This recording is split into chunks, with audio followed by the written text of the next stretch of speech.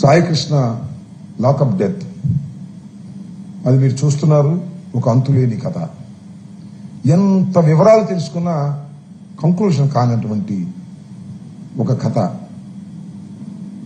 వివరాలు ఇంకా పూర్తిగా అర్థం కానటువంటి పరిస్థితుల్లో ఇవాళ ప్రపంచం ఉంది. దీని మీద స్పెషల్ ఇన్వెస్టిగేషన్ టీం వేశారు. ఆ స్పెషల్ ఇన్వెస్టిగేషన్ టీం విచారణ చేసింది, ఇన్వెస్టిగేషన్ చేసింది. దానిలో ఒక ముద్దాయి అయినటువంటి నాగరాజ్ అనే సిఐని మాత్రమే అరెస్ట్ చేసి రిమాండ్కి పంపింది. రిమాండ్ రిపోర్ట్ కూడా ఆ సందర్భంగా వెలుగులోకి వచ్చింది. రిమాండ్ రిపోర్ట్ మొత్తాన్ని క్షుణ్ణంగా మేము పరిశీలించిన తర్వాత దీనిలో చాలా సమాధానాలు లేని ప్రశ్నలు చాలా ఉన్నాయి.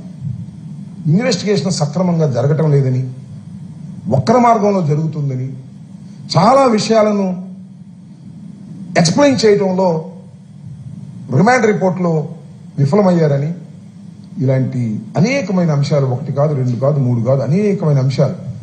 ముఖ్యంగా సీసీటీవీ ఫుటేజ్ కనిపించలేదంట. నాట్ ఓన్లీ పోలీస్ స్టేషన్, మొత్తం టౌన్లోనే. చాలా సందర్భాల్లో హోంమంత్రి గారు చెప్పారు, విజయవాడ కమిషనరేట్లో సూది పడిపోయినా సరే సీసీ కెమెరా ఫుటేజ్లో కనిపిస్తుంది, అంత పకడ్బందీగా ఉంది అని చెప్పారు ఆ సందర్భంలో. కానీ నిండు ప్రాణాన్ని తీసి శవాన్ని మాయం చేస్తే ఎక్కడ కూడా సీసీ ఫుటేజ్లో కనుక్కోలేకపోయారు. దానికి వివరణ ఇంతవరకు ఇవ్వలేకపోయింది సిట్, సీనియర్ ఆఫీసర్ సిట్. అది స్పెషల్ ఇన్వెస్టిగేషన్ టీం ఇచ్చినటువంటి సిట్. అది దీనిలో ఒక విషయాన్ని కూడా మీకు చెప్తా, మరీ పదే పదే చెప్పాల్సినటువంటి అంశం.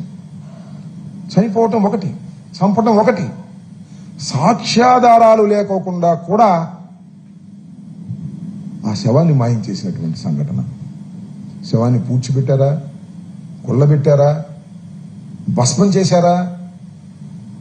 భస్మం చేశారని బయట టాక్కున్నా ఇన్వెస్టిగేషన్లో మాత్రం దాన్ని ఎక్కడ బయటికి రానివ్వాల. చంపినంత వరకు ఒప్పుకున్నారు, కర్మాది బయటికి రానటువంటి పరిస్థితి. ఎంత విచిత్రం అంటే, ఎంత హాస్యాస్పదం, ఎంత తలదించుకోవాల్సిన అంశం అంటే, ఇండియన్ పోలీస్ వ్యవస్థ, ముఖ్యంగా భారతదేశ, ముఖ్యంగా ఆంధ్రప్రదేశ్ పోలీస్ వ్యవస్థ. చంద్రబాబు నాయుడు గారు టెక్నాలజీ గురించి చెప్తారు చాలా సందర్భాల్లో. ఇక్కడ ఉండి వీధి లైట్లు వేస్తానంటాడు, ఎక్కడో ఉన్న వీధి లైట్లు కూడా ఇక్కడ ఉండి వేస్తానంటాడు. టెక్నాలజీ డెవలప్ అయిపోయింది అంటాడు. పోలీస్ స్టేషన్లో సీసీ కెమెరాల్లో ఉన్నటువంటి ఫుటేజ్ మాయమైందంట. మీకు తెలియకూడదండి. అక్కడ మాయమైతే కమాండ్ కంట్రోల్ రూమ్ లో ఉంటుంది, అక్కడ మాయమైతే డీజీపీ ఆఫీస్లో ఉంటుంది, అక్కడ మాయమైతే సెక్యూరిటీకి సంబంధించిన దగ్గర ఉంటుంది. ఇన్ని చోట్ల రికార్డ్ అయ్యేటటువంటి ఎందుకు మాయమైంది, ఎలా మాయమైంది? దీని సమాధానం సిట్ చెప్పడంలో విఫలమైంది రిమాండ్ రిపోర్టులో. అంతేకాదు, మరొక విషయాన్ని కూడా చెప్తాను మీకు. ఫస్ట్ ఇన్ఫర్మేషన్ రిపోర్ట్ అంటే ఒక సంఘటన గురించి మొదటిగా తెలిసినటువంటి అంశం. ఫస్ట్ ఇన్ఫర్మేషన్ రిపోర్ట్ ఎప్పుడు వచ్చింది?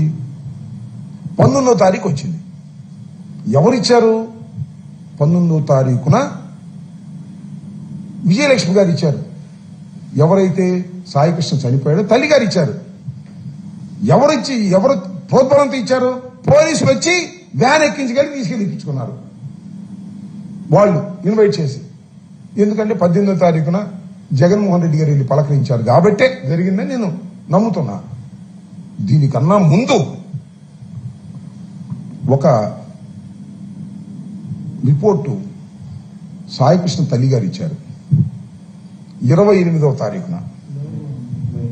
28 మే మాట్లాడమన్నా, 28 మే ఇచ్చారు. ఏమని? వాళ్ళ అడ్వకేట్ వెళ్ళి ఆన్లైన్లో ఇచ్చారు కమిషనరేట్కి. అయ్యా, మా అబ్బాయిని పట్టుకొచ్చారు, మా అబ్బాయి ఆచూకీ తెలియలేదు, ఇది కస్టోడియల్ డెత్ అని మాకు అనుమానంగా ఉంది అని ఇచ్చారు. అది ఫస్ట్ ఇన్ఫర్మేషన్ రిపోర్ట్.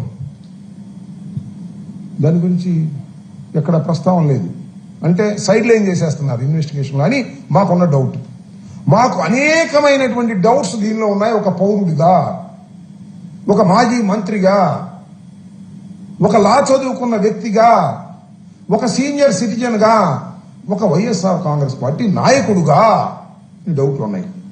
ఈ డౌట్ల మీద ఎవరైతే స్పెషల్ ఇన్వెస్టిగేషన్ టీముని వేశారో ఆ స్పెషల్ ఇన్వెస్టిగేషన్ టీంకు సంబంధించి దానికి senior IAS officer, IPS officer Ravi Prakash గారిని దానికి వేశారు.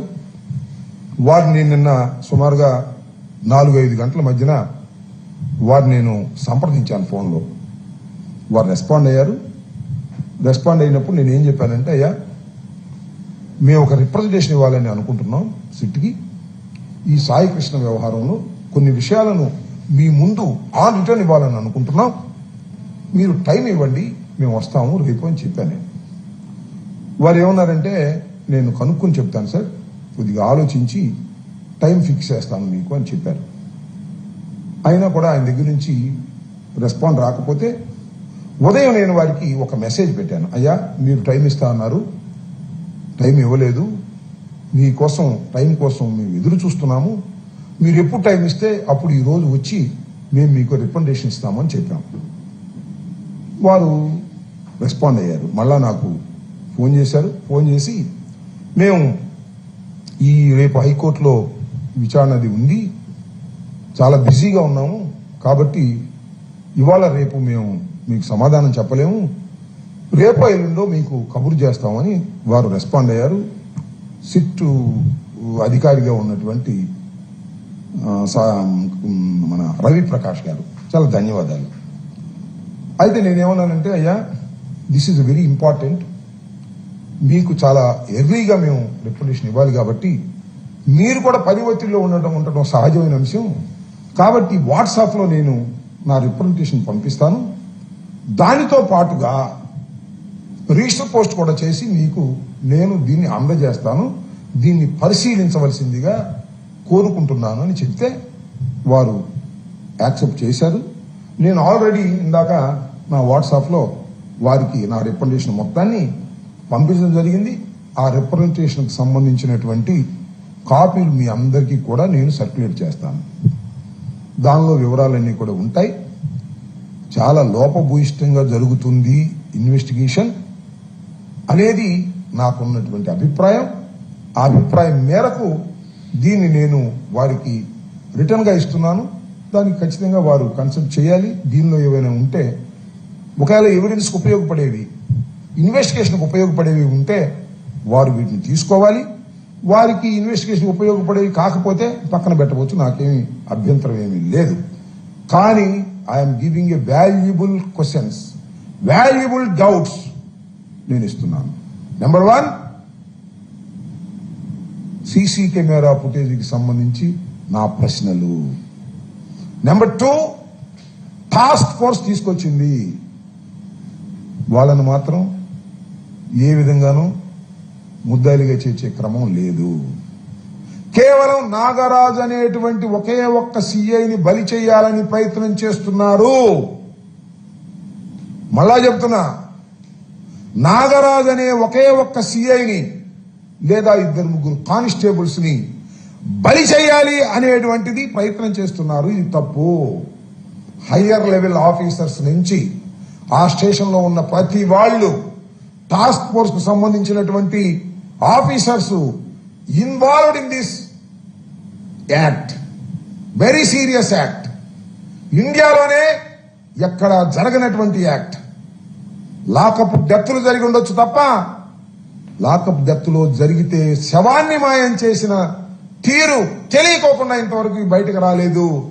This is a major criminal act by the police. దీనిలో చాలా పెద్ద విషయాలు దాగి ఉన్నాయి. ఇంతవరకు ఇంకొక అంశం కూడా చెప్తా, మోటివ్ చెప్పలేదు. నాగరాజు కొట్టి చంపాడు అంటారు. What is the motive? నాగరాజుకి ఏం మోటివ్ ఉంటుంది నాకు తెలియగలుగుతాను. ఈజ్ అన్ ఆఫీసర్, ఏముంటుంది మోటివ్? ఏదో ఒక అదృశ్య శక్తి దీని వెనుకుంది, ఏదో అదృశ్య శక్తి దీని వెనక ఉండి నడిపింది అనేటువంటి ప్రశ్నలు, అనుమానాలు రేకెత్తుతున్న దశలో కంప్లీట్ ఇన్వెస్టిగేషన్ చేసి అనుమానాలను తీర్చవలసినటువంటి బాధ్యత ఇన్వెస్టిగేషన్ చేసేటటువంటి అధికారులకు ఉన్నదని నేను గుర్తు చేయదలుచుకున్నాను.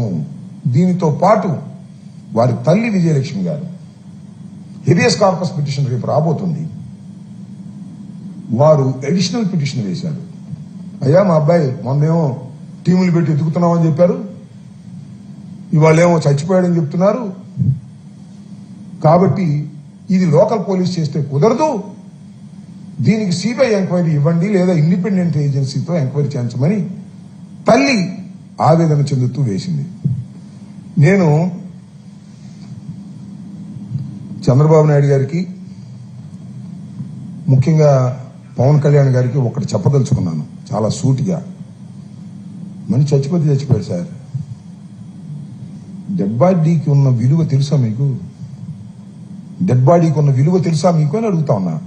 మిస్టర్ పవన్ కళ్యాణ్ గారు, మిస్టర్ నారా చంద్రబాబు నాయుడు గారు, యుద్ధంలో ఎవడైనా చనిపోతే డెడ్ బాడీని తీసుకొస్తారు.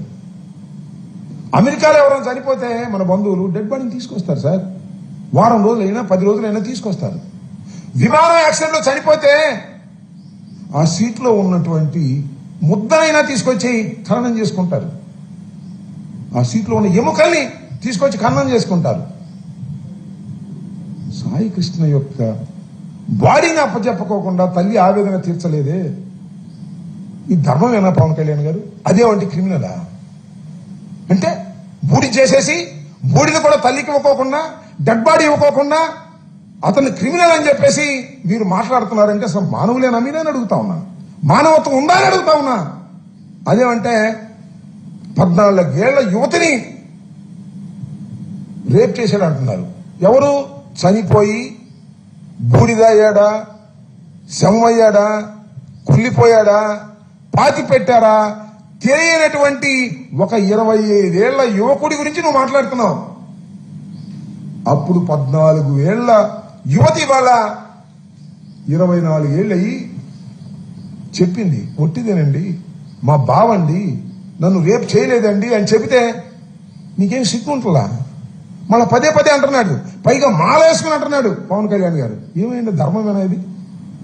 డెడ్ బాడీ తల్లి చూడకోకుండా మీరు ఆవేదన చెందుతున్నారే, ఆ ముళ్లపూడి విజయలక్ష్మి గారి ఉసులు కొడితే మీకు చంద్రబాబు నాయుడు గారు, పవన్ కళ్యాణ్ గారు గుర్తుపెట్టుకోమని మనం చేస్తున్నాం.